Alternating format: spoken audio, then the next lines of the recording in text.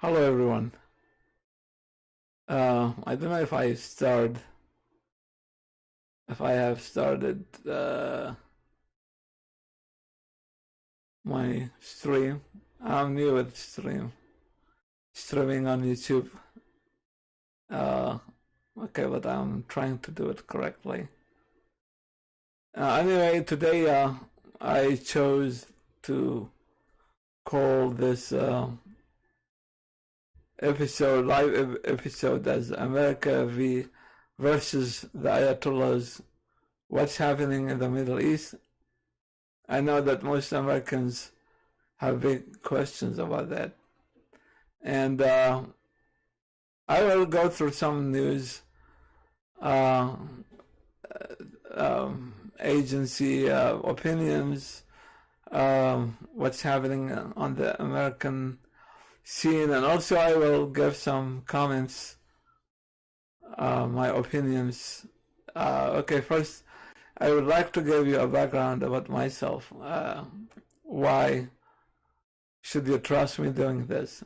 Is that I was born in Iraq, 1972, in the city of Mosul, where the terrorist group ISIS ruled for over 2 years, about 2014.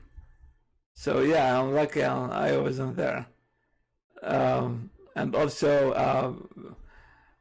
I didn't go to school in Iraq, but I, with the help of my parents, I started a program of self-educating.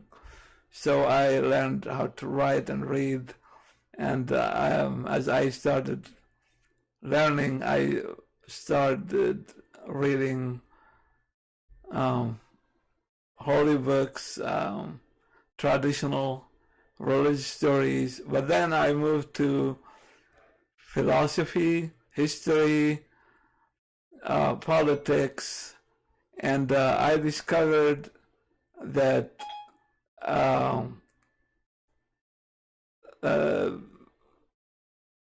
sorry, this is annoying me a little bit. Anyway, yeah, what I want to say that I learned a lot in Iraq. I learned the tradition, the culture, the Islamic culture, language.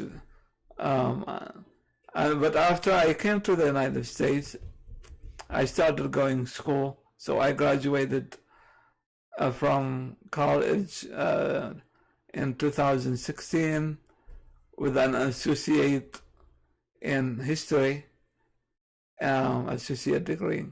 And also I graduated from San Diego State University 2018 with a bachelor in history again.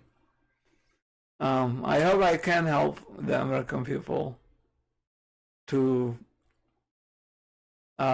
know and see what's happening there and have an understanding. So I will start here with, I would say, a piece from CNN. Let me check out. Okay. No, not that one. What is it? Where is it? Yeah, Iran's response to the U.S. may happen slowly, and that's more concerning. So, an analysis by Nick Patton Walsh, by Beirut, Lebanon. As the dust settles, part of Iran's response to the killing of its top general by the United States seems to be pushing President Donald Trump to do what he's always wanted to, what he always wanted to in the Middle East, leave. Yeah, that the author says that leaving is his favorite option. Well, he continues, one message is coming from Iran and its allies, from Qasem Soleimani's daughter to Iran's foreign minister and the head of Hezbollah in Lebanon. The end of the U.S. presence in the region has started. Our aim is clear. The response, shedding the blood of Qasem Soleimani and Abu Mahdi al-Muhandis, is driving out U.S. forces from our entire region. Hassan Nasrallah, the leader of the Iranian-backed Lebanese militant group, said in a speech at a memorial rally in Beirut on Sunday, "That's a toll. It's not impossible. Order and Iran's military planners must surely have entered at least a brief period of recalibration around who they could trust and telephone safely after seeing their top military commander unexpectedly killed by a U.S. drone strike outside the main airport of a friendly capital city. Yet Iran compensates for its lack of military might compared to the U.S. with shrewd tactics and affiliated militant groups to retaliate for them, and there they are heading on an objective that Trump has himself espoused, albeit voluntarily. Iraq has kicked off the process, its parliament asking the executive Sunday to force the departure of the U.S. military and all coalition forces. These calls may dissipate over time, perhaps, but America's commander-in-chief is hardly cooling temperatures by threatening unprecedented sanctions on Iraq and a response, and on even demanding $1 billion of repayment for air bases built there before it exists. So I would say this about this article, and the problem is that Donald Trump so far seems that he don't have a strategy, indeed, to what he's going to do if the war erupts with Iran. And we could only wonder what options he will have.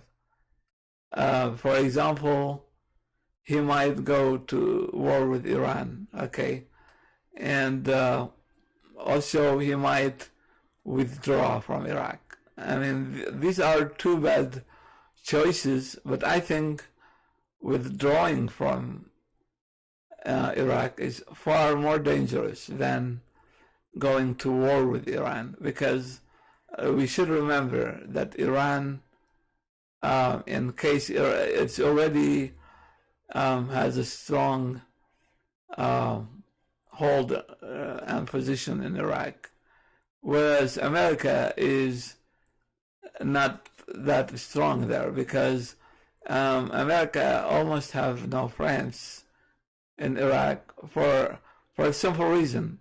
First, because the American politicians since the last 2 years of George Bush and the entire period of Obama left Iraq without any care. I mean, they didn't worry much about what Iran was doing there. So Iran was building its own militias, arming them, pushing some guys into the Iraqi parliament, like Iranian-backed persons, and not just that, like even the elections when they were happening, they involved in cheating and in getting away with their own cheats on elections, for example. So, of course, they benefited from that, and they got stronger and stronger over time. And still, the Americans don't understand what's happening in Iraq and what is painful for me to see as I observe the American media, from CNN to MSNBC to all the American, almost okay, so we just like the majority of the American media is ignoring the Iraqi people uprising, which is against the Iranian. I mean, I didn't see any pictures of protesters protesting in Iraq on American TV stations until the Iranians put their own guys in Iraq in creating their own protests to distract from the real big protests going on in the country. But the American media ignored all of them, and that's really painful to see. And I don't know if that was intention, they did it intentionally or not, but for one reason or another, they ignored the Iraqi protests, which they are calling for the removal of the entire Iranian system that's in power right now. I don't know, like, why Americans cannot benefit from this. And I wish the American government was aware enough of the situation that they could interfere and support these protests. And the protesters are really peaceful, and they never use violence. They never resort to weapons or arms, despite they gave so far over 500 dead people, mostly young people. Died because of shootings and government shooting them by some gas, smoke, bullets, but they hit them in a deadly way, so they die because of that.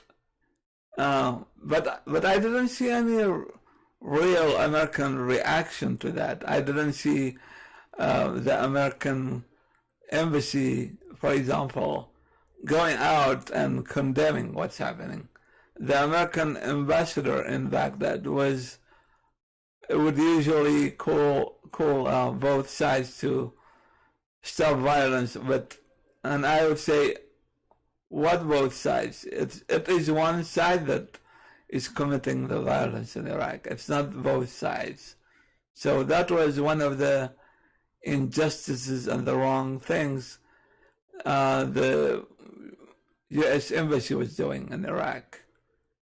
So they ignored what the most important thing happening in Iraq right now, which was possible to help us, because Iran, we should know, her project and her objectives in Iraq is not just driving Americans away from Iraq, and if in case they succeeded in doing that, they will certainly attack Israel, and they are preparing for that.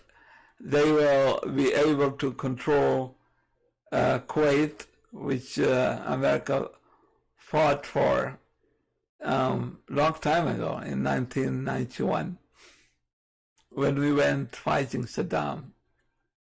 So I'm afraid that this president is not ready for a war, because he's not he seems not concerned with the outcomes or what we should do, what the plan of the war would be like.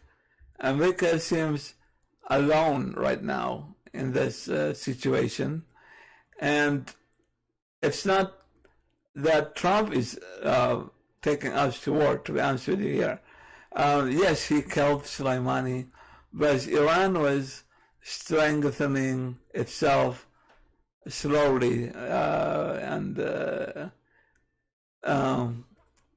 slowly that happened, and I knew that it will come to the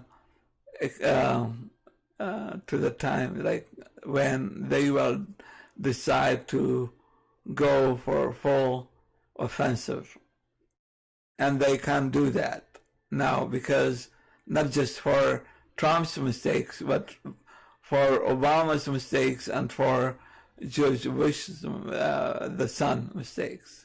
Even the father, if we go all the way to the 1991 war. Politics is very complicated, and it's not simple as some people make it on the far left, like on the Democratic side. And it's not as simple as some people do on the far right, on the Republican side. It's halfway between two, but I know it's not easy. So I have seen like Americans feel sympathy with Iran, which is, well, I have sympathy with the Iranian people, but the protests you see on TVs, people crying for Soleimani, millions on streets, they don't represent all the Iranian people. All the tyrannical regimes are always able to bring a great deal of people to streets, and that does not make them legitimately representatives of these people. No, like Iran is just like the USSR regime, or like ISIS. Imagine if ISIS wanted to push some, like millions of people in the city they controlled. Tell them, go out and protest against, demonstrate against America. Of course, they don't have the choice. They will go out, and that does not represent their real opinion or what they want. It's just that they don't have the choice. So it is really stupid for some people to mix the Iranian regime with the Iranian people. There is a big difference between the two. An example of that would be, okay, Rose McGowan, I don't know how spell her name. Rose McGowan, you are dismissed. An American actress, Rose McGowan, poses for a portrait in New York on Friday, January 3rd.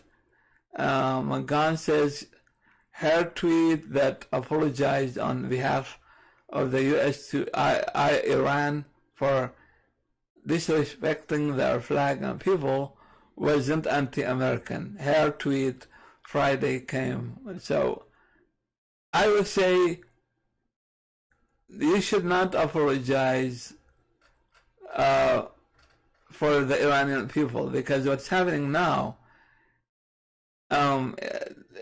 it's not the will of the Iranian people. The Iranian people are under siege by the mullahs since 1979.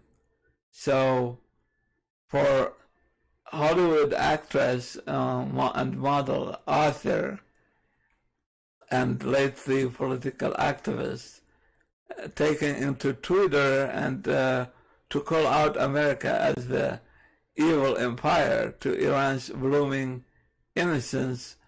I mean, that's not smart, that's not cool, and that's not right, and that's above all wrong, because Iran is the evil tyranny. It's a theocracy. In Iran, they cannot impeach Ali Khamenei. For example, here in America, we are seeking an impeachment of Trump. We criticize him on TV. We mock him all the time. We make jokes about him with our friends. We make caricatures of Trump. We even create songs and melodies, making fun of him and his team of how I can say, like rich, big heads.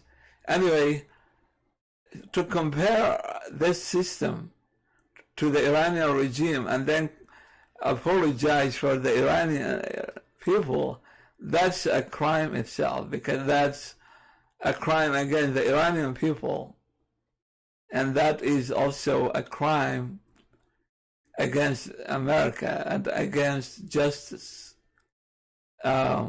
Those millionaires and rich people, actors, sometimes they live in their own bubble.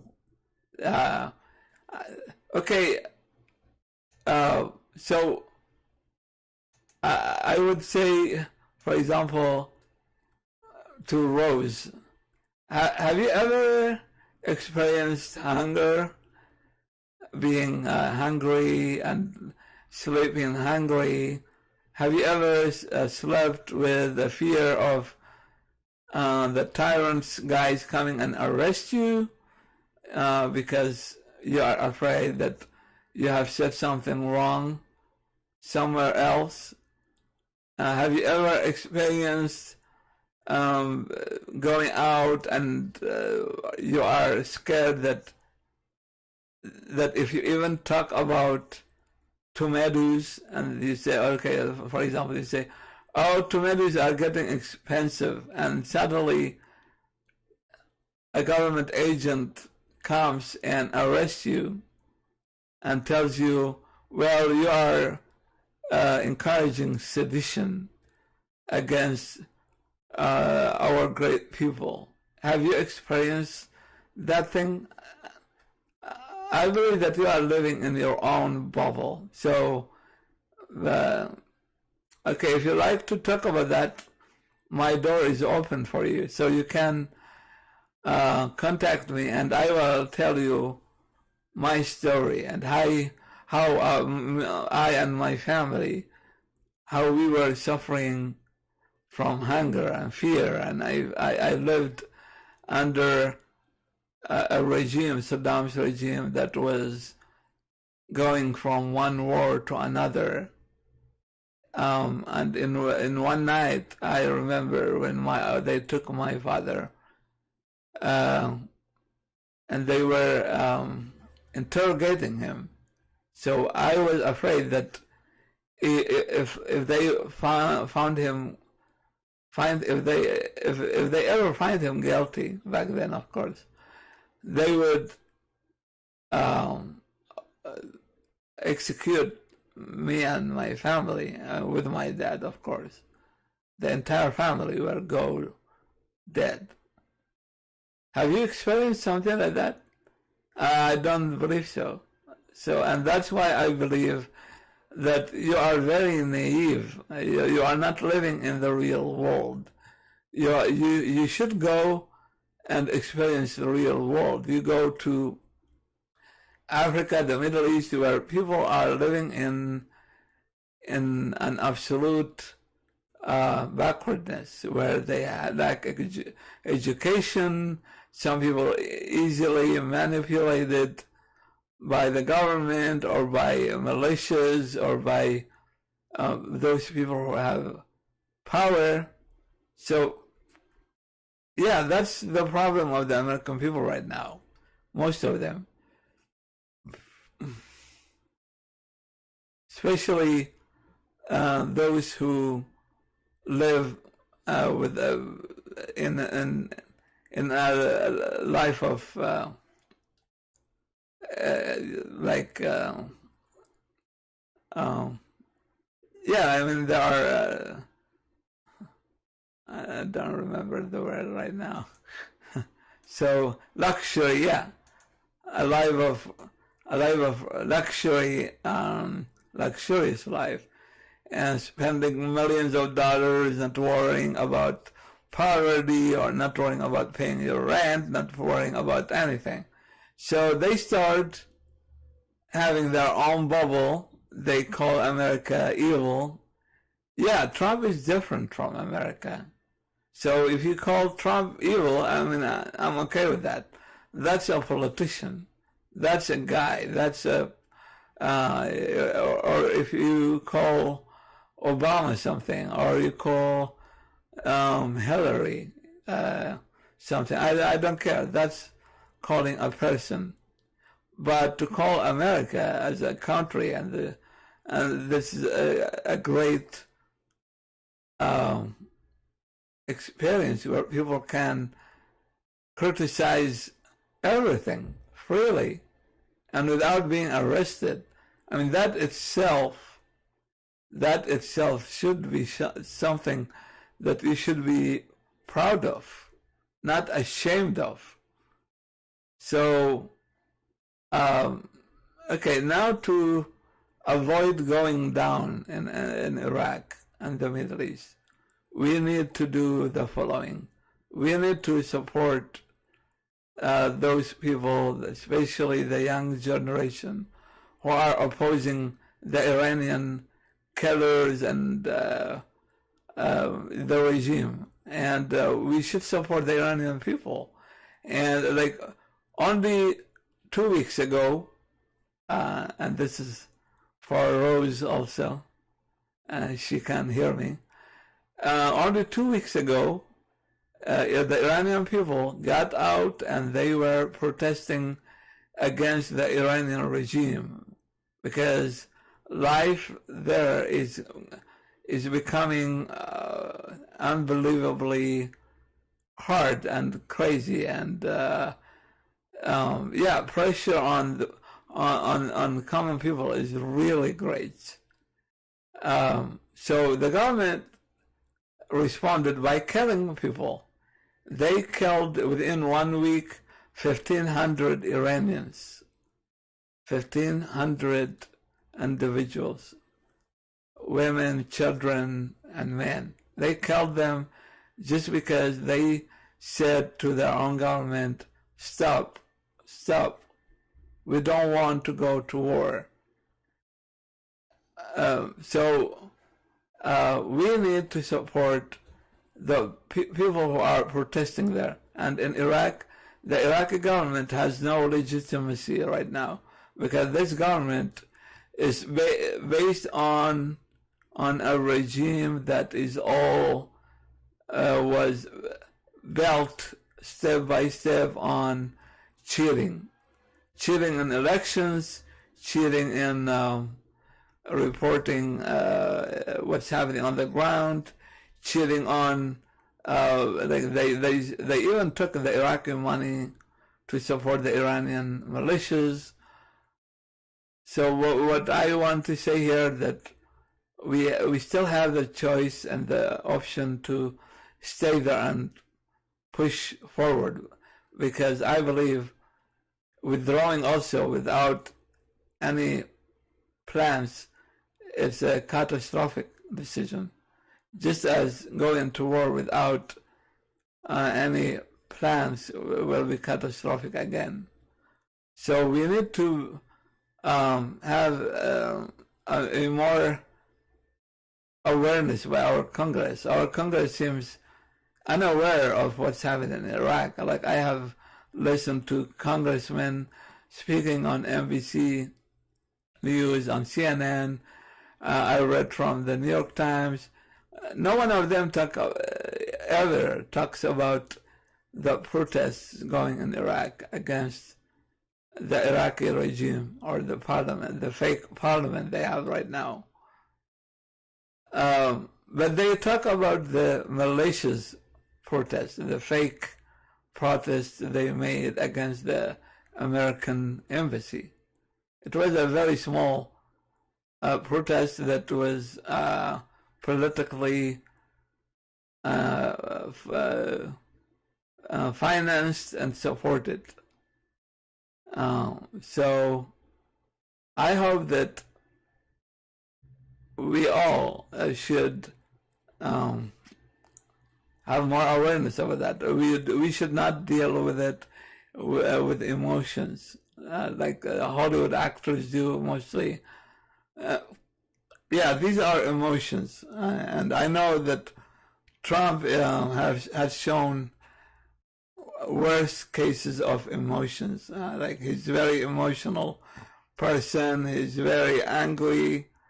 Sometimes he gets excited very easily, and that's also a worrisome thing.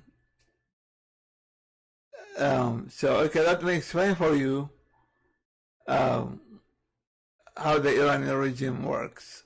So, the Iranian people, when they rose up in the revolution in 1979, the revolution was not Islamic. Generally, it was a mix of liberals and communists and Islamists. All kind of people rose against the Shah back then because he was not solving their economic issues and problems, and he was oppressive. Yeah, but in the end, when the Americans were afraid that a communist party or a communist wing might get into power, America and France and the allies, they favored to see the Islamists come to power. So we supported Ayatollah Khomeini, and he came to power. But he then showed his real skin, that he was against communists. Yeah, that's true. He executed hundreds of them, if not thousands. He controlled the whole country, converted into an Islamic theocracy, and but then how the Iranian regime works, it's like this. Iran is ruled by a small group of people. It's like you can compare it to Sparta in the Athenian examples. If you have studied the Greek history, the Spartans were like they have a small democracy, but between their own few individuals. So imagine few individuals having freedom between them, discussing everything, but other than that, they don't give other people any opportunity to criticize them. So they are a group of autocratic regime, and it's closed. It has its own economy. It tries to sustain itself, and in Iran they have blocked internet long time ago. I know that they opened some internet little bit, but even that, it was not real. It's not real internet because it's all under surveillance, and yeah, you cannot speak freely on it. You have to enter your own user and password so the government will know everything you say online. But now, after the protests in Iran a few weeks ago, so they cut the internet completely. And what they did also is that the Iranian regime, you know, they are, as school of religious school, they have something they call the Ayatollah. And the Ayatollah is, how I can say, like bishops and archbishops in the Catholic Church. They have a great deal of power because when you study religion in the Shi'i sect or in the Shi'i doctrine, it takes long years of studying of Islamic jurisdiction, language, linguistics, some basics of logic and philosophy, but after long years, they reach somewhere where they can become Ayatollah, which is the highest degree, where you can make opinions on religious issues. So the Iraqi or the Ayatollah who lives in Iraq, which is the major or the international leader of all Shia all over the world, Ayatollah Sistani, who is an Iranian, by the way, originally, but he has been living in Iraq long time ago. He's over almost 100 years, or like 90, I don't know, 90 years, 90 something years old. And he came to Iraq when he was a very young boy, yeah. So anyway, but he is capable of making an opinion that will influence even Iran, the Iranian regime. But the problem is that both have different points of views, because the major Shia Ayatollahs in Iraq, they believe in non-interference, that they should not interfere in politics. I mean, it's been over 1,000 years of isolation, or over that, like 1,200 years of isolation. Shia isolate themselves from politics. But the only person or Ayatollah who changed all this was Ayatollah Khomeini in Iran, who decided that the Shia should not stay away from politics. And the problem is that he went from a radical point of view to another radical point of view. So from a radical point of view that sees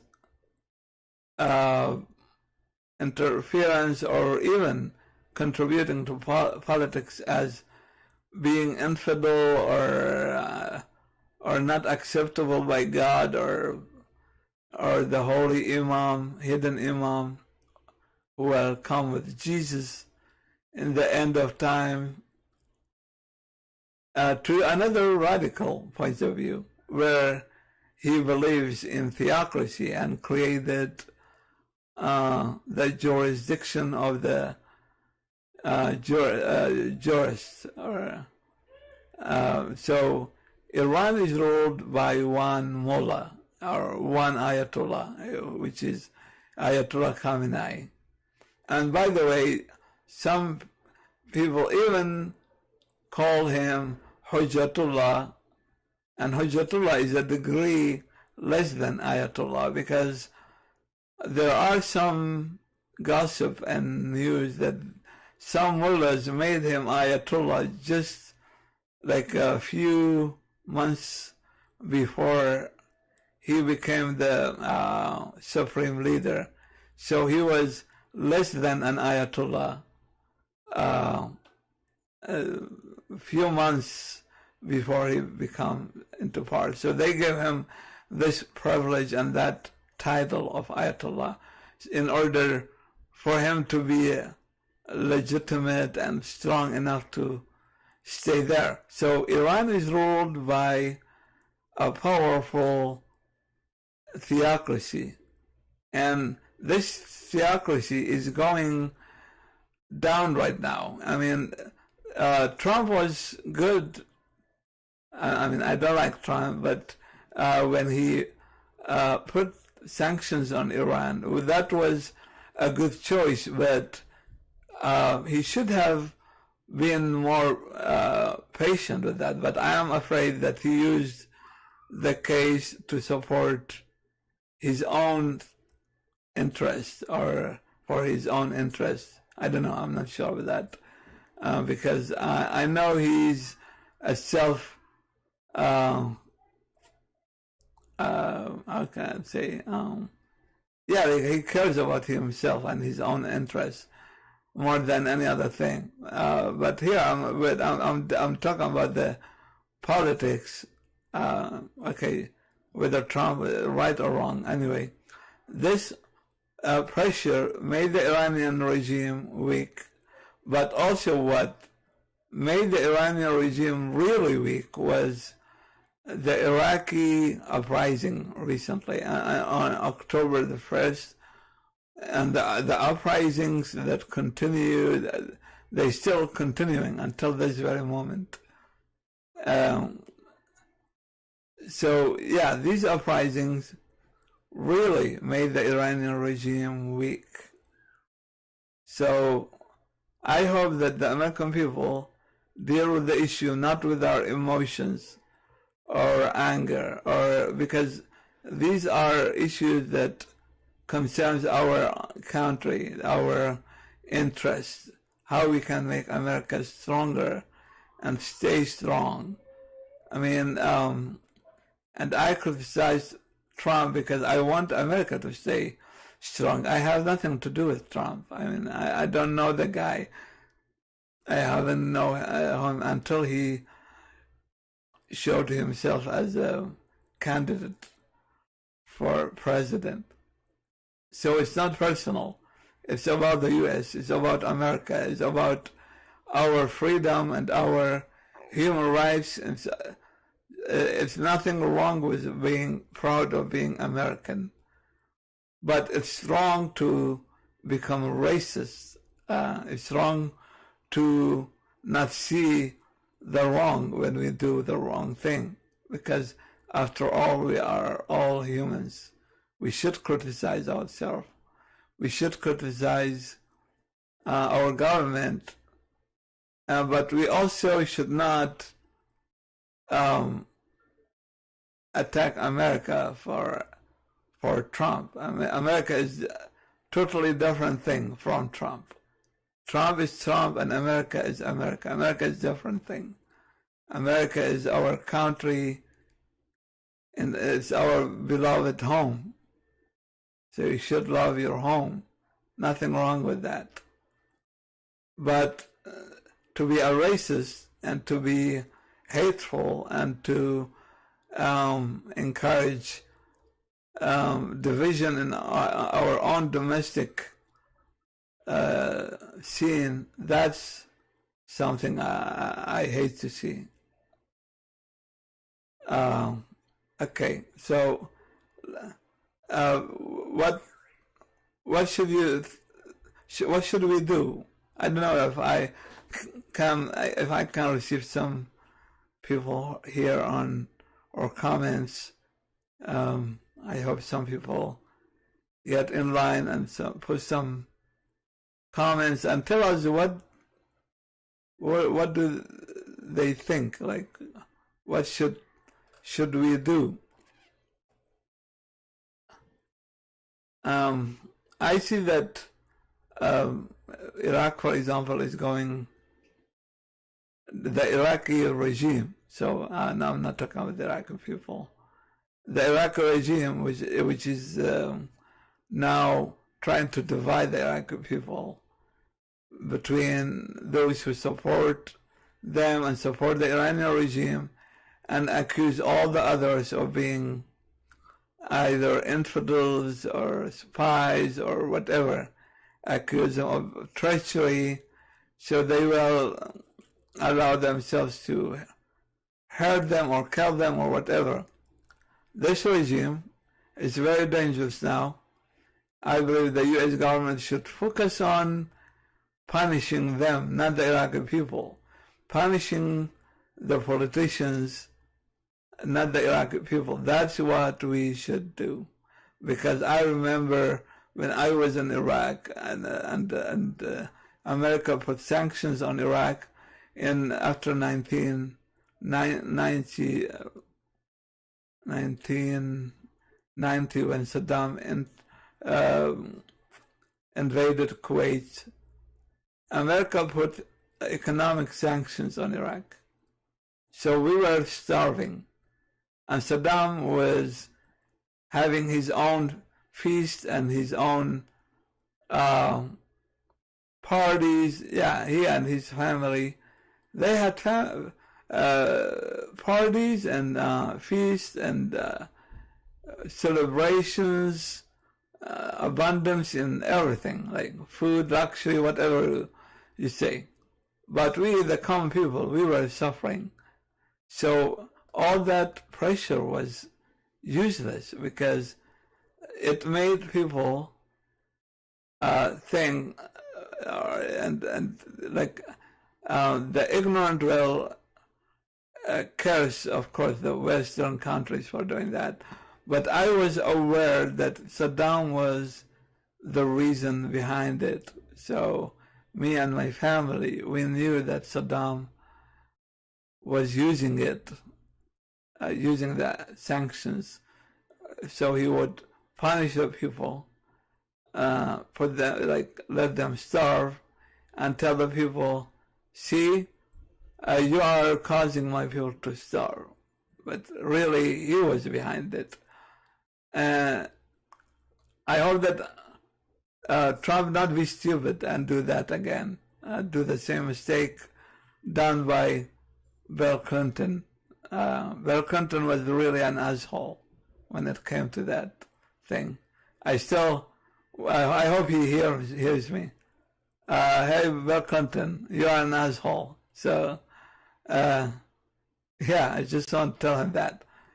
So they put Iraq under real sanctions, but they didn't punish the government. So, for example, you can punish the government by stopping the officials from having an access to the UN, to the international, or put Iraq, the entire country, under Article 7 of the United Nations, what is it,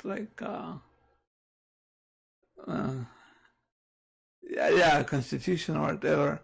Yeah, the Article 7 where you can manage the problem by stopping them from taking the country to a war and division. Because this Iraqi government right now is run by militias. So the country is really suffering right now. Okay, guys, I hope next time we have more viewers. Please support our channel.